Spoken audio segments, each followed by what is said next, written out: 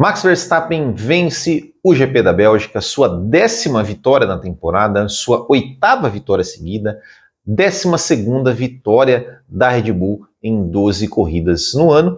E esse final de semana, essa corrida eu vou classificar como um verdadeiro massacre. Não que as outras também não tivessem sido, mas essa realmente mostrou toda a superioridade de Max Verstappen perante qualquer um dos rivais. Vamos começar rapidamente a falar sobre a corrida sprint. Bom, na corrida sprint ele largou na frente, mas com aquela questão da pista meio seca, meio molhada, ele foi meio que pego como, digamos, o pato sentado, né? Ou seja, ele estava na frente e se manteve na pista, enquanto muita gente ali, quase todos os outros, ou pelo menos um de cada uma das equipes que estavam mais atrás, foram para os boxes colocar os pneus intermediários. Lembrou até um pouco, né? Claro, guardadas as devidas proporções, ao Hamilton na Hungria, aquela vez em 2020, né, onde ele largou praticamente sozinho. E depois o Verstappen, como ele teve que dar toda uma volta, já com a pista mais molhada, com pneus de pista seca, quem parou antes chegou na frente dele, né, o Piastri conseguiu assumir a liderança, mas obviamente a gente sabia que era uma liderança que não ia durar muito tempo. O Verstappen passou e conseguiu aí vencer tranquilamente a corrida sprint. Ele fez a pole position, também já tinha feito a pole position na sexta-feira, mas a gente já sabia que ele ia ter que largar da sexta posição, pois ele iria pagar uma punição de 5 segundos de 5 posições por conta da troca de câmbio.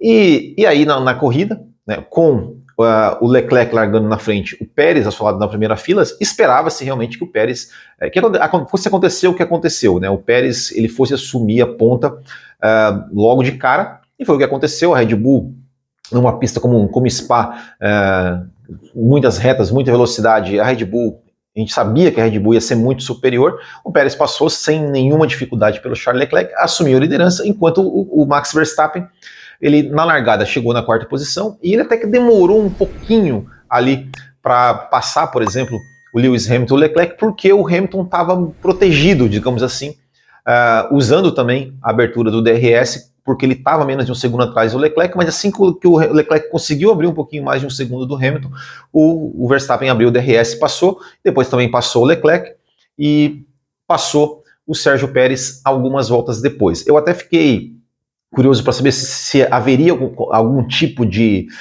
ordem, né, para o Pérez não brigar, enfim, alguma coisa assim, mas felizmente não teve, e aí também não tinha a menor chance. O Verstappen abriu o DRS e passou. E aí, a partir daí, foi realmente um verdadeiro massacre, porque o Verstappen ele foi abrindo meio segundo, 8 décimos, e ainda chegou com 22 segundos de vantagem sobre um cara que tem o mesmo carro que ele, que começou na frente, liderando a corrida, e que foi ultrapassado aí depois de algumas voltas. Acho que, se não me engano, foi na volta 12, ou não sei, 14, 15, que o Verstappen passou o Sérgio Pérez e ainda conseguiu abrir 22 segundos. Foi realmente um massacre, foi realmente aquela coisa assim, cara, não tem como, não tem adversário à altura. A gente sempre falou aqui lá desde o começo, olha, o Pérez, ele está sonhando, ele pode sonhar, ele tem direito de sonhar, mas a gente sabia que quando chegasse nessas pistas mais tradicionais, que realmente ia ser um passeio do Verstappen. Mas esse GP da Bélgica, para mim, assim, foi um verdadeiro massacre, assim, foi para dizer, né, olha, realmente não tem para ninguém. E aí, o que ficou criando-se algum bafafá, vamos dizer assim? A questão da relação do Max Verstappen com o seu engenheiro, as discussões do Verstappen com o seu engenheiro, o Giampiero Lambiase, eu achei absolutamente normais, né? Ou seja, são discussões ali na adrenalina, né? O engenheiro falando, olha, usa a cabeça. Na sexta-feira ele tinha dito que o Verstappen reclamado, né, falando que tinha sido uma merda de execução ali, estratégia da Red Bull, e aí depois no domingo, usa a cabeça, confia em mim. Aí o Verstappen até brincou, né, falando assim, olha, eu tô pensando aqui em fazer uma parada extra para tentar a volta mais rápida, vocês já aproveitam e treinam um pit stop e tal. O engenheiro falou, não, nem pensa nisso. E depois o Verstappen falou que isso aí era mais uma brincadeira, para pegar no pé mesmo do engenheiro e tudo mais. Mas você vê assim, né, o nível, né, ou seja, é tanta vantagem, é tanta, digamos, facilidade, é tanta superioridade, que o cara se dá o direito até de de arrumar uma brincadeira ali com o engenheiro para poder se divertir durante a corrida, porque de resto, realmente, mais um passeio do Max Verstappen, um massacre, mais uma vitória, já a 8ª vitória seguida, está a uma vitória de igualar o recorde do Sebastian Vettel de 9 vitórias seguidas, né, que ele conquistou em 2013 também pela Red Bull, e acredito, né, que vai 9, 10, 11, é só realmente se acontecer alguma coisa muito extraordinária com o Max Verstappen, para que esse recorde não, enfim, não vá, sei lá para quando, não vá para, faltam quantos? Faltam 11 corridas, que vá para 20 vitórias seguidas. Realmente é difícil imaginar um cenário onde o Max Verstappen não vença. Bom, Sérgio Pérez a gente tem que falar, eu acho que ele mesmo já se conformou, já sabe, né, que não tem nenhuma chance de título, não sabe que o negócio dele é ser vice-campeão, né, ficou satisfeito com o pódio e tudo mais, segundo pódio seguido, então é isso que ele tem que tentar, é realmente ser vice-campeão, que é o máximo que ele vai conseguir, não tem a menor chance. E isso nunca teve, né, pelo menos para mim, assim, nunca teve chance. Ele acreditou, acho que está no direito dele de acreditar que ele teria, mas a gente sabia que não tem, e agora está mais claro do que nunca, né? O Verstappen, ele está 125 pontos à frente do Pérez no campeonato, ou seja, ele pode ficar fora de 5 corridas. Se o Pérez ganhar 5 corridas sem fazer a volta mais rápida, vamos dizer assim, fazendo 25 pontos, mesmo assim, ainda eles empatam em pontos e o Verstappen ainda é líder, precisa ficar 5 corridas fora. O Verstappen, pra vocês terem uma ideia, ele tem 67 pontos a mais do que a Mercedes, que é a segunda colocada no campeonato de construtores, ou seja, ele teve, em 12 corridas, ele teve 10 vitórias em 2 segundos lugares, enfim, algo realmente impressionante. Charles Leclerc foi o terceiro colocado, conseguiu um pódio, né? A Ferrari teve um bom desempenho nesse final de semana, também acho que ajudado muito pela questão da temperatura da pista não estar muito quente, o asfalto não está tão abrasivo. Os pilotos, né, tanto o Leclerc quanto o Sainz, eles disseram suas declarações pós-corrida de que a questão de que o grande defeito da Ferrari, que é a questão do desgaste, alto desgaste de pneus nessa corrida, não foi um fator para eles. Então eles conseguiram aí ter um bom ritmo de corrida, e o Leclerc ter um bom ritmo, conseguiu aí se proteger do Lewis Hamilton e conseguiu chegar ao pódio. O Carlos Sainz, a corrida dele acabou ali na primeira curva, acho que foi um incidente de corrida, né?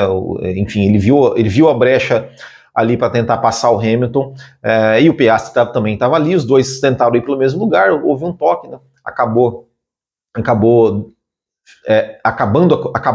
a corrida para o Piastri e também para o Carlos Sainz depois, né? A Ferrari até falou que eles mantiveram o Carlos Sainz na pista, mesmo com o carro danificado, né? O Carlos Sainz depois ele ficou ali sendo ultrapassado por todo mundo, teve um momento que ele ficou ali segurando realmente um trenzinho com vários carros, porque perdeu obviamente ritmo, mas a Ferrari falou que eles estavam, como tinha essa previsão de chuva, eles estavam esperando uma bandeira vermelha. Se desse a bandeira vermelha, para que a corrida parasse e eles pudessem ali dar uma ajeitada no carro do Carlos Sainz, tentar consertar ali alguma coisa no carro do Carlos Sainz para que ele voltasse e tentasse aí, enfim, continuar na corrida e conseguir alguns pontos. Mas como teve uma chuvinha, mas a chuva parou, né, não teve, eles decidiram que era mais seguro trazer o Carlos Sainz, tirar o Carlos Sainz da corrida, para que ele não danificasse mais o equipamento. Lewis Hamilton, quarto lugar, eu acho que também era o máximo que ele podia conseguir. O Hamilton, era perceptível, né, que a Mercedes voltou a quicar um pouquinho, né, voltou a ter um pouquinho de porpoise, o Hamilton reclamou um pouquinho disso, mas teve uma corrida meio que solitária, vamos dizer assim, o Lewis Hamilton não chegou a atacar muito o Leclerc, também não foi atacado, teve até uma vantagem grande em relação ao Alonso, que foi o quinto colocado, que lhe deu a chance de fazer um pit stop no final para marcar o ponto da volta mais rápida. Então foi uma corrida solitária, o Alonso chegou na quinta posição, eu acho que também, né, não tinha muito o que fazer para o Alonso, o Russell em sexto. E vamos falar do Lando Norris. Eu acho que a gente tem que falar do Lando Norris, da McLaren, tentar entender um pouquinho por que a McLaren foi forte na corrida sprint, a ponto do Oscar Piastri até liderar a corrida, e por que em determinado ponto da corrida o Norris ele foi ficando para trás e no final ele foi o contrário, ele conseguiu ir para frente. O que acontece? A McLaren ela é um carro que o seu principal defeito é a velocidade de reta. Ou seja, a McLaren ela não é um carro muito forte em velocidade de reta. Por conta disso e também por conta, né, da previsão ali de um final de semana chuvoso, a McLaren optou por carregar o seu carro de asa, colocar bastante asa traseira, o que dava mais downforce, ou seja, mais estabilidade nas curvas, porém também gerava um pouco mais de arrasto, ou seja, ainda menos velocidade na reta. Em corrida de chuva, como aconteceu na corrida sprint, isso é bom, ou seja, o carro com mais downforce, mais estabilidade na curva, consegue se dar melhor, né, e a velocidade de reta em corridas assim não é tão importante quanto numa condição de pista seca. Então por isso que a McLaren conseguiu ir bem, o Piastri conseguiu ir bem, conseguiu chegar na segunda posição. Na corrida, no domingo, foi exatamente o contrário, ou seja, a pista estava seca, e, né, o Norris largou, né, com pneus médios, e ele não foi tendo um bom desempenho, né, porque a pista estava seca, e aí ele parou logo na quinta volta para colocar um pneu duro para tentar primeiro escapar do pelotão, ganhar, enfim, pegar pista livre e fazer um stint longo com pneus duros para tentar, não sei, quem sabe um safety car, uma bandeira vermelha, alguma coisa, ou dar ali um super undercut em todo mundo.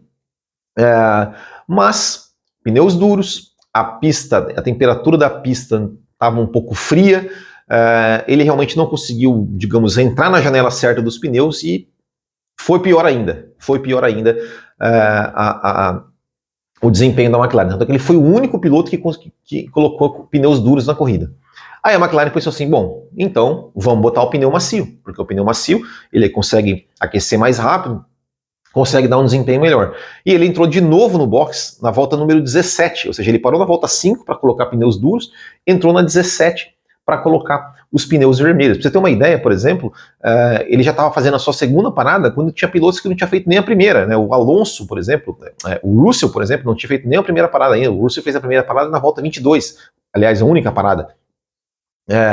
E ele entrou e colocou a volta 17. Foi mais ou menos nesse momento que começou a cair uma pequena chuva na pista.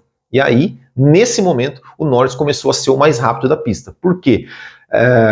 Aquilo que eu falei, ou seja, como o carro tinha mais asa e mais downforce, ou seja, era um carro mais pregado ao chão, ele tinha mais facilidade para fazer principalmente o segundo setor de Spa-Francorchamps, segundo setor que tem mais curvas, uma parte mais de mista do circuito, ele tinha mais facilidade para fazer essas curvas com a pista, digamos, um pouco escorregadia, porque não era ainda o suficiente para colocar pneus intermediários, mas também tinha que ter um certo cuidado com pneus de pista seca. Inclusive o próprio Max Verstappen quase escapou ali na saída da Raikkonen.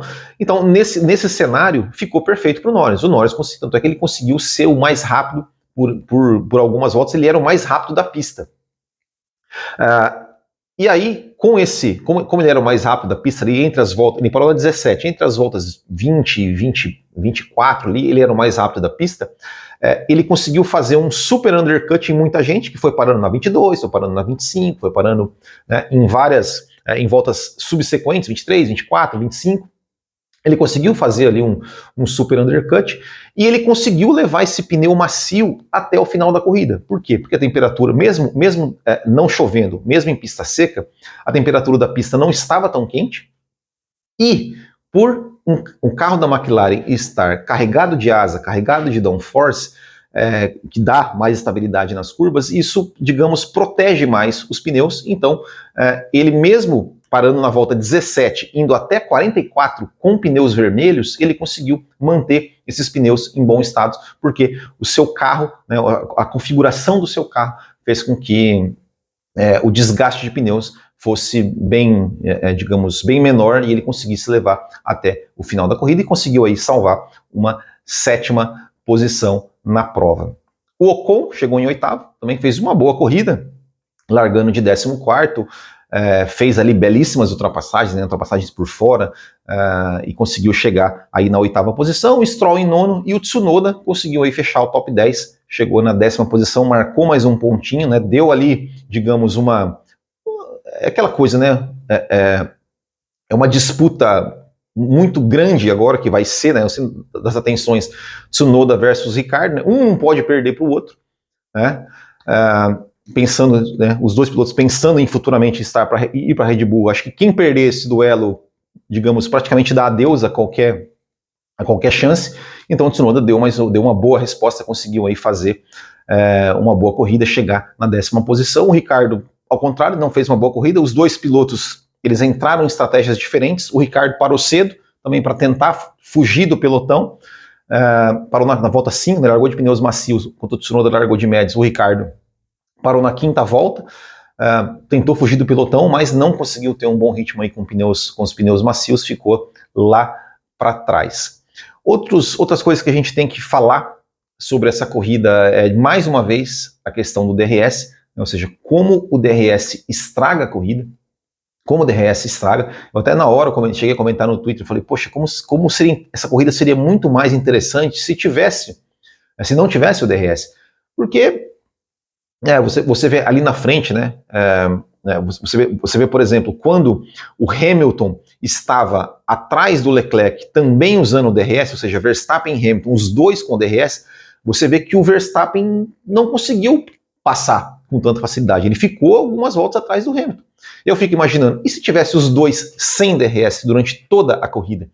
Será que o Verstappen... Claro, eu acho que ele ia passar, ia ser inevitável ele passar, mas eu acho que ele ia ter um pouco mais de dificuldade. Eu acho que o Hamilton poderia se defender um pouco mais, o Hamilton poderia, enfim, jogar um pouco mais duro com o Max Verstappen, enfim, dar uma emoção na corrida, né? E não só Verstappen contra Hamilton, Verstappen contra Leclerc, Verstappen contra Pérez, ou as inúmeras brigas e disputas que a gente teve no meio do pelotão.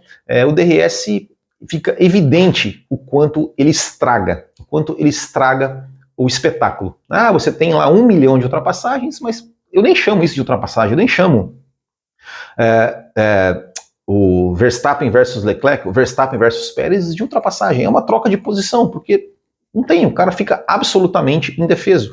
E não só, como eu falei, não só o Verstappen, ou seja, muitas e muitas brigas ali, o cara abre o DRS e passa de passagem, o cara da frente nem tenta se defender, o máximo que ele faz é tentar ir para a linha de dentro, mas o cara passa por fora na reta. Na reta, por fora, o cara consegue passar. Poxa, não é possível que as pessoas achem isso normal, achem isso legal, achem isso emocionante. Eu não acho, eu acho terrível. E o que a gente poderia ter uma corrida emocionante, né, mais brigas, mais disputas, acaba não tendo menos por conta do abre o DRS e passa. Isso para mim não é corrida, isso para mim não é disputa, isso para mim não é o que eu quero ver, né, como eu falei.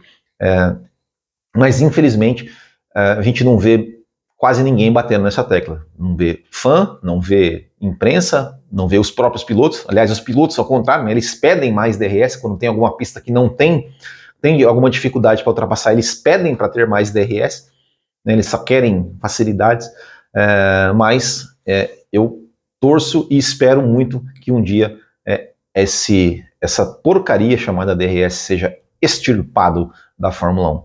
Bom, outras coisas que a gente tem que falar também, eu vou deixar para falar em outros vídeos, vou falar do lance, né, do Pérez com o Hamilton na corrida sprint, até falar um pouquinho mais também do Piastri versus Sainz ali na primeira na corrida, na primeira curva. Tem também para falar sobre a debandada da Alpine, também vai ter um vídeo aí falando sobre, contextualizando essa questão das vitórias brasileiras aí na Fórmula 2 e Fórmula 3, vou falar um pouquinho sobre isso também, mas isso fica para outros vídeos. Então é isso aí, esse foi aqui o nosso comentário sobre este GP da Bélgica. Agora teremos férias da Fórmula 1, corrida agora só no final do mês na Holanda ainda. Então, vai ser a corrida que o Verstappen vai se igualar ao recorde do Vettel na Holanda, em casa. Imagina a festa que vai ser lá em Zandvoort, imagina a torcida. Não quero zicar, hein, pelo amor de Deus.